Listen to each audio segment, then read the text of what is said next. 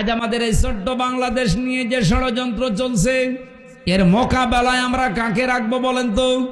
কারণ আমাদের তো সেই ক্ষমতা, সেই শক্তি এখনো হয়ে ওঠেনি। কারণ শয়তানের দলে লোক বেশি থাকে। সবচাইতে বড় বিষয়, আমাদের প্রতিবেশী নামে যারা কলঙ্ক, এটা রেকর্ড হচ্ছে। আমি জানি তারা আমাকে শত্রু ভাববে, ভাবুক। এই পৃথিবীতে যত দেশ আমি ঘুরলাম, প্রত্যেকটা দেশের পাশে মুসলমান দেশ কম বেশি পেলাম। এমনকি খ্রিস্টান দেশ, বৌদ্ধ দেশ, তারাও যদি থাকে তারা বন্ধুত্বের মতো আচরণ করে। আপনি মালয়েশিয়া যান, মালয়েশিয়া আর সিঙ্গাপুরের বর্ডার মাত্র একটা ছোট্ট খাল, অথচ কোনো তার কাটা নেই। পাসপোর্ট দেখাবেন, খাল পার করে আপনাকে ঢুকিয়ে দেবে। যান পাশে থাইল্যান্ড, ওখানে বৌদ্ধরা বেশি বাস করে, কোনো তার কাটা নেই, বিশাল এলাকা। শুধু আপনি যাবেন, পাসপোর্ট দেখিয়ে শেষ করে দেবে, আবার বের হয়ে চলে আসবেন। কিন্তু আমরা এমন একটা প্রতিবেশী পেয়েছি, তার কাটা দিয়ে তো ঘেরা আছে, মাঝে মাঝেই তার কাটায় মানুষ ঝুলিয়ে রাখে। এ দেশটা না দাঁড়ানোর পেছনে কারণই আমাদের এই প্রতিবেশীরা। এই যে মুক্তিযোদ্ধা রাজাকার, এই যে দ্বন্দ্ব লাগিয়ে রেখেছে 55 বছরে দাদা বাবুরা, আমরা যেন মাজা খাড়া করে দাঁড়াতে না পারি। এর ভেতর প্রায় 8টা পয়েন্ট আছে। ওরা আমাদেরকে 55 বছর এটা ভুলতে দেয়নি। এ রাজাকার মুক্তিযোদ্ধা, আমার মনে হয় এখানে আমরা যারা আছি 100 জনের খুব বেশি হলেও 10 জন পাওয়া যাবে ওই জামানার। বাকি আমরা তো সবই এই জামানার।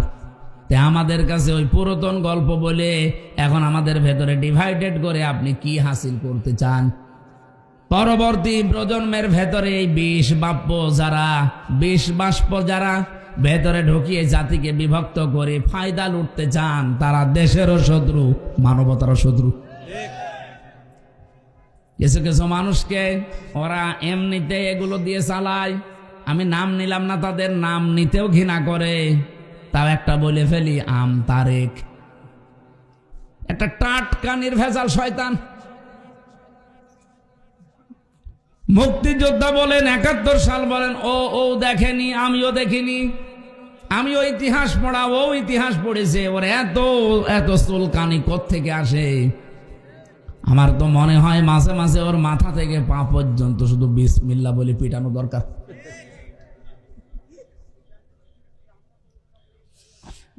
আমার উদ্দেশ্য ছিল যেটা বলা, রব্বুল আলামিন এই যে দিন কায়েমের পথে যদি আমরা সত্যি মন থেকে ইখলাসের সাথে টিকে থাকতে পারি, কোনো চিন্তা করবেন না, কোনো ভয় করবেন না। যত বিপদ আপদে আসবে, যত ষড়যন্ত্র আসবে, কোনো বিপদ আল্লাহ স্থায়ী হতে দেবে না। এগুলো সব দূর করে দেবে কে? আল্লাহর উপরে আমাদের নেই? আরো জোরে বলেন, আছে কিনা? যে 5 প্রকার মানুষকে এই পৃথিবীতে জান্নাত ডাকতে থাকে, তার 1 নম্বরে যেহেতু এরা, আপনি আছেন কিনা এবার ভাবেন। আর আপনি থাকবেন না এ কারণে, কারণ আপনি মন থেকে এখনো আল্লাহর দিকে ফিরে আসেননি। 2 নম্বরে আজকের তেলাওয়াতকৃত আয়াতের ভেতরে আছে, ইন্নাল্লাযীনা ইয়াতলুনা কিতাবাল্লাহ, নিশ্চয় যারা তেলাওয়াত করে আল্লাহর কিতাব। কার কিতাব? আরো জোরে বলেন। এই আয়াতের ব্যাখ্যায় একটা হাদিস পেয়েছি, এদিকে তাকান, নাকি শেষ করে দেব? নবীজি বলেন, মান ক্বারাআল কুরআনা ফাস্তাযহারাহু ফাহাল্লা হালালাহু ওয়া হাররামা হারামাহু আদখালাহুল্লাহুল জান্নাহ ওয়া শাফাআহু ফি আশারাতিন মিন আহলি বাইতিহি কুল্লুহুম ক্বাদ ওয়াজাবাত লাহুন নার। তিরমিজি শরীফের হাদিস। আল্লাহর নবী বলেন, যে ব্যক্তি কোরআন শরীফ পড়ে, আরে কোরআনে কারিম পড়ার পর এর হালাল বিষয়গুলো হালাল জানার পরে মেনে নেয়, হারাম বিষয়গুলো হারাম জানার পরে ছেড়ে দেয়। বলতে যত সহজ মনে হইল আমার কাছে, শুনতে যত সহজ মনে হচ্ছে আপনার কাছে, বলেন তো এটা মেনে চলা অত সহজ? আরো জোরে বলেন। শব্দের দিকে খেয়াল করে পড়েছেন, কোনদিন হাদিসটা শুনেছেন? মান ক্বারাআল কুরআনা, যে ব্যক্তি কোরআন পড়ে। এখানে আমার মনে হয় 100 জনের কমপক্ষে 70 জন মানুষ কোরআন শরীফ এদিকে ওদিকে পড়তে পারবেন। কথা বলছেন না কেন? ফাহাল্লা হালালাহু ওয়া হাররামা হারামাহু, এর হালালকে হালাল জানার পরে যারা মেনে নেয়, আমরা তো হালাল জিনিস কতগুলো জানি এরপরও আমরা মানতে পারি না, এরকম পরিবেশ বাংলাদেশে নেই। আমি তো এই বাউট বাজারের উদাহরণটা দিলাম। আপনি হালাল কিছু জানার পরও মানতে পারবেন না, সিন্ডিকেট করে এমন ভাবে রেখে দিয়েছে আপনি না খেয়ে মুরগি। কোন দোকানে যাবেন, সবগুলো দোকানদারেরা সিন্ডিকেট করে রেখে দিয়েছে। এদের উপরে যারা আছে তাদেরও সিন্ডিকেট আছে, এদের উপরে যারা আছে তাদেরও সিন্ডিকেট আছে। আমি কি বেশি বললাম না? ঠিক আছে। তার মানে এদেশে আমি হালালকে হালাল জানার পরও আজ মানতে পারছি না। প্রত্যেকটা দিক আর বিভাগের সিস্টেম বাংলাদেশে এইটাই। মেহেরপুর জেলার ডিসি, এসপি, টিওনো, এই এখানকার যিনি ওসি আছে, এই মানুষগুলো যদি চিন্তা করে যে আমি ভালো হয়ে থাকতে চাই, আমি জীবনেও 2 নাম্বারই করব না, চেষ্টা করলেও তারা পারছে না। কারণ এমন এমন সিস্টেম বানানো আছে উপরে। এই মেহেরপুর জেলার ডিসি হয়ে আসতে হলে তারে কমপক্ষে 20 কোটি টাকা দিয়ে আসা লাগে। এসপি হয়ে আসতে হলে তারে 50 লাখ টাকা দিয়ে আসা লাগে। টিনো হয়ে আসতে হলে তারে কমপক্ষে 20 লাখ টাকা দিয়ে আসা লাগে। ওসি হয়ে আসতে হলে 20 লাখের কমে সে আসতে পারে না গাংনী থানায়। এখন যদি তারে আমি এভাবে ধরে কোরআন শরীফের আয়াত পড়ি, ফু দেই আর দোয়া করি যে ঘুষ খাবেন না, ও আমারে বলবে মাওলানা এই চেয়ারটা পাওয়ার জন্য আমার বাবার 50 লাখ টাকা দেওয়া লেগেছে, ওই টাকা আগে দেন। এই কথা বলছেন কেন? আমি তার কি জবাব দেব বলেন তো? এখন এই টাকাগুলো যিনি উপরে দিল, এ দোষ তো আর ওনার না, উনি তো ভালো হওয়ার চেষ্টাই করবেন। ওনার বেতন মনে করেন 55,000 টাকা, এই টাকা দিয়েই সে চলার মতো সিস্টেম করবে, কিন্তু ওই টাকা তুলতে হলে তাকে বাম হাতের ইনকাম করা লাগবে।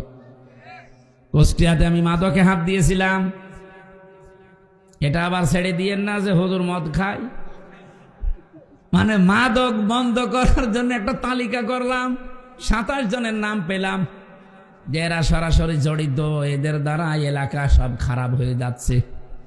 প্রশাসনকে বললাম যে এই তালিকা একেবারে নির্ভরযোগ্য, আপনারা আরো খোঁজ খবর নেন, ভালো করে খোঁজ খবর নিয়ে আপনারা দেখবেন যদি সত্যি এগুলো অপরাধী হয়ে থাকে আপনারা আইনের আওতায় নিয়ে আসেন। ও আল্লাহ, পরে শুনি ওখান থেকে বাবাজিরা মাল খায়। এখন দোষ তো শুধু বাবাজিদের না, আমারে কয়েকজন বলেই ফেললো এমপি সাহেব করব কি, এমনিতেই নেই না, কারণ এই চেয়ারটা পেতে আমার 20 লাখ টাকা খরচ করে এখানে আসা লেগেছে। আমার যে সরকার বেতন দেবে আমি তো হয়তো এখানে 1-1.5 বছর 2 বছর থাকতে পারবো, তো শুধুমাত্র 32,000 40,000-এর বেতন দিয়ে তো এত টাকা জীবনে উঠবে না। এই জন্য এদিক ওদিক করা লাগে। বলেন সুবহানাল্লাহ। নাউজুবিল্লাহ বললেন কেন?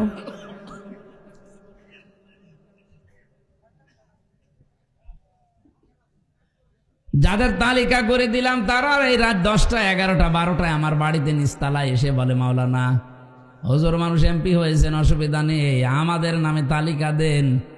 আমাদের কাছে তো বাবাজির আগে জিনিস নিয়ে যায়, তালিকা যতই দেবেন ধরবে না। এখন এই দোষ শুধু যারা এই কয়জন আছে এদের না, এদের উপরে যারা এই 20 লাখ 50 লাখ 20 কোটি টাকা নিয়েছে ধরা লাগবে তাদেরকে। এই জন্যই বলছিলাম 1628 জন মানুষের মন যতদিন পর্যন্ত আবু বকরের মতো ওমরের মতো তৈরি না হবে, এ দেশে শুধু ওয়াজ নসিহত করে ভালো করা সম্ভব না। নবীজির হাদিসের ভাষা দেখেছেন, কোরআন যারা পড়ে ফাহাল্লা হালালাহু, ফা দিয়েছেন মাঝখানে। এর হালালকে হালাল জানার পরে যারা মেনে নেয়, ও বাংলার মানুষেরা, যেহেতু হালালকে হালাল আমরা জানি কিন্তু মানতে পারি না, এরকম পরিবেশ নেই। কয়েকটা তো উদাহরণ দিয়ে বললাম আছে, তার মানে আমরা পারছি না। আর হারামকে হারাম জানার পরেও ছেড়ে দিতে পারছি না। ঘুষ দেওয়া হারাম জানে না কে? এক কথা বলেন না কেন? আমার বাবাও তো জানতো ঘুষ দেওয়া হারাম, অথচ 3 বছরে আমার এই মামলাটা প্রায় 40 বার কোর্টে তুলিছে, সিএমএম কোর্টে, জজ কোর্টে, হাইকোর্টে। আর একবার তুলতে কমপক্ষে 1.5 লাখ 2 লাখ টাকা খরচ হয়েছে। আমার বাবা জানার পরেও দেওয়া লেগেছে, কারণ উপায় নেই। যদি না দিয়ে অভাবে রেখে দেয় আমি কিয়ামত পর্যন্ত জেলেই থাকব। এরপরও রিমান্ডের পর রিমান্ড, যেভাবে কষ্ট দিয়েছিল রিমান্ডে আমারে, আমার আশপাশে যারা ছিল তারা পর্যন্ত দিনের বেলায় আমার সাথে দেখা হলে কন্দন করতো যে এত কষ্ট সহ্য করে আপনি সব বলে দিতে পারেন না। ওরা যা যা বলে ওইটা মেনে নিলেই তো আপনার এক্ষুনি ওই জেলখানায় দিয়ে দেবে, এই রিমান্ডে আর রাখবে না। ওই কথাগুলো বলার জন্য আমি এখানে তুলি নাই, তুলেছি যে আমার বাবা এই যে প্রতিবার রিমান্ডে ওদেরকে বলতো যে মারধর করবেন না, জুলুম অত্যাচার করবেন না, আপনারা যা চান আমি দেব। প্রতিবার নতুন নতুন মামলা দেওয়ার ভয় দেখায় আর বলে 10 লাখ টাকা দেন। বাবা এদিক ওদিক করে 8 লাখ টাকা দিয়েছে। ও শয়তানরা কথা তো রাখে নাই, টাকাও নিয়েছে, মামলাও দিয়েছে। আগস্টের 5 তারিখের পরে সব পালিয়েছে। আমি এখনো পর্যন্ত আমার মামলার আয়ু ওই মিজান করে খুঁজতেছি, পাচ্ছি না। একদিন মোবাইলে একটু কথা হয়েছিল, আমারে বলছে হুজুর মাফ করে দিয়েন।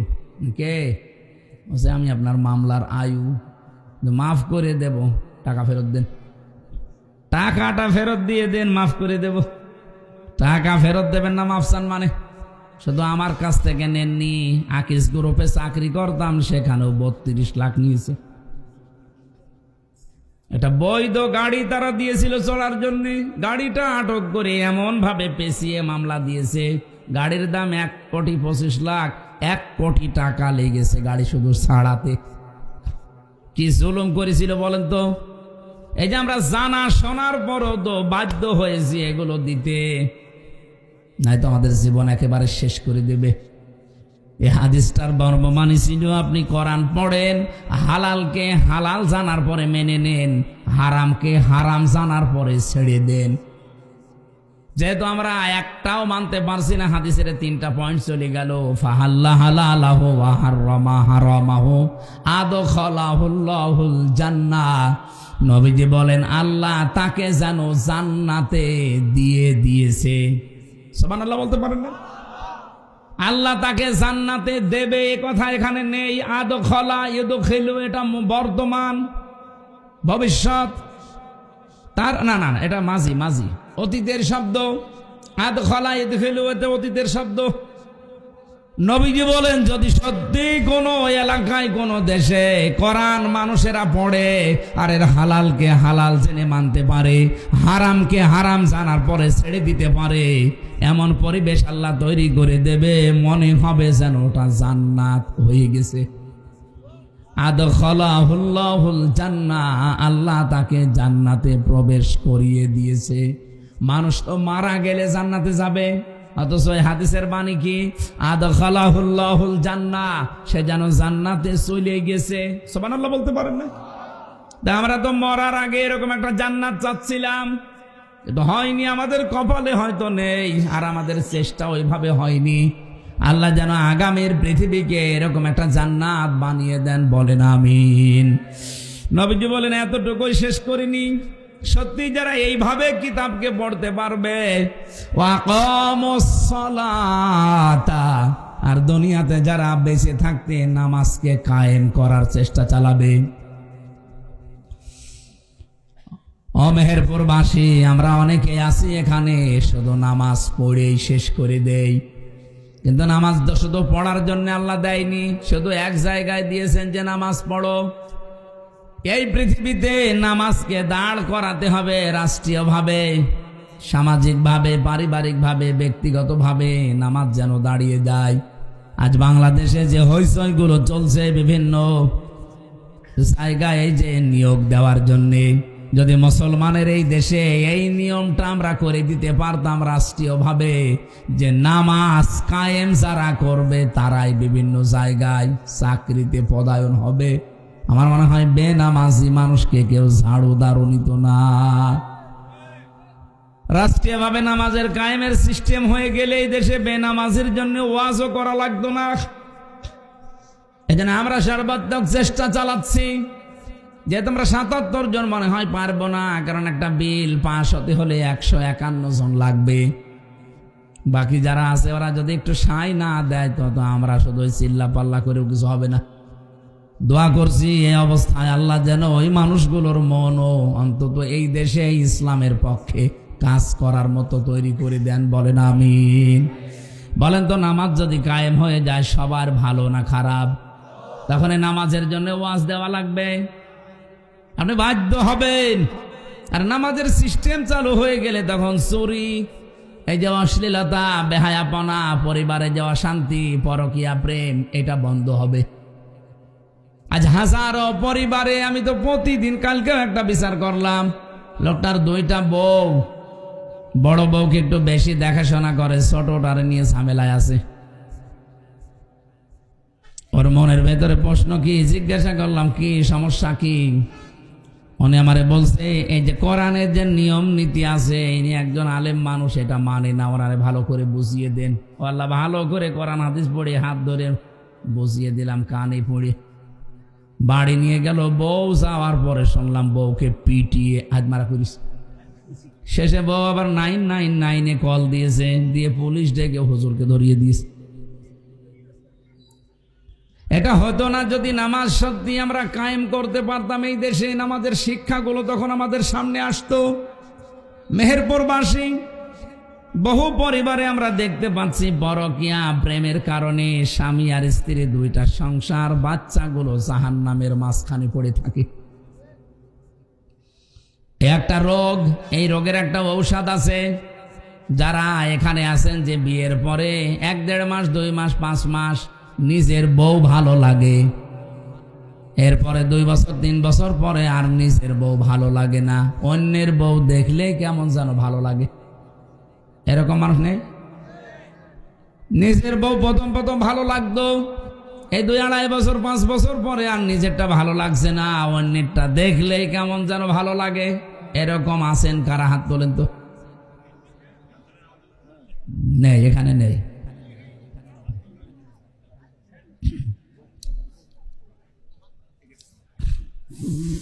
আমার ভাইরা, না, কথাগুলো একটু ভালো করে শুনেন। এটা যেহেতু রোগ, এই রোগের কারণে আজ হাজারো পরিবার ধ্বংস হয়ে যাচ্ছে। ছেলে মেয়েগুলো সব মানে সেই কি আর বলবো, এটা এই রোগ থেকে মুক্ত করা দরকার না আমাদের?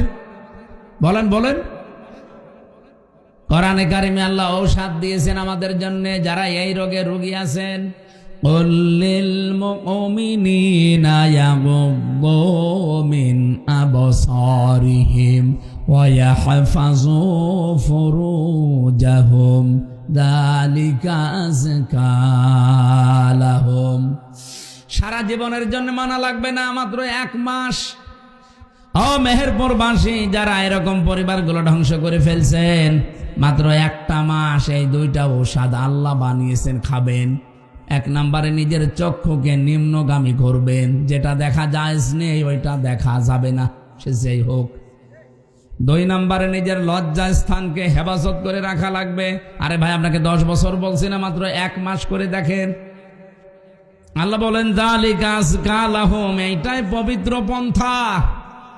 আমার তো মনে হচ্ছে আল্লাহর ঔষধ আমরা যদি সত্যি মেনে নিতে পারি। আমি পরীক্ষিত কিছু মানুষকে ঔষধ দিয়েছি, তারা এসে ঘুরে বলেছে যে আমরা ফল পেয়েছি।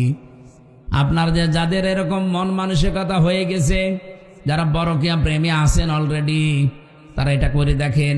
1টা মাস শুধু নিজের চোখকে কন্ট্রোল করে রাখবেন, নিজের লজ্জাস্থানকে হেফাজত করেন, আবার নিজের স্ত্রীকে আগের মতোই মনে হবে। ঠিক শুধু একজন বলল, বাকিগুলো ফেরেশতা বসে আছে।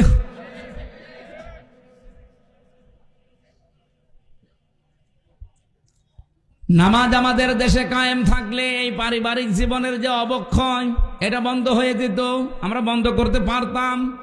ওয়ানফাকু মিম্মা রাযাকনাহুম সিররা ওয়া আলানিয়া, তোমরা খরচ করবে তোমাদের মালকে, সম্পদকে, রিজিককে, প্রকাশ্যে এবং গোপনে। এখানে যে রিজিকের শব্দ দেওয়া আছে, রিজিক মানে শুধু খাবার না। ওসি সাহেব যে চেয়ারে বসে আছে ওইটাও রিজিক। আমি এমপি যে চেয়ারে বসে আছি আমার কুষ্টিয়া, এটাও আমার রিজিক। যত মানুষ অসহায় অবস্থায় আসবে, এই চেয়ারটার যে ক্ষমতা এই দেশে সরকার দিয়েছে, এটাকে কাজে লাগিয়ে মানুষের বিপদ আপদ দূর করার সর্বাত্মক চেষ্টা করা, এটার নাম রিজিক।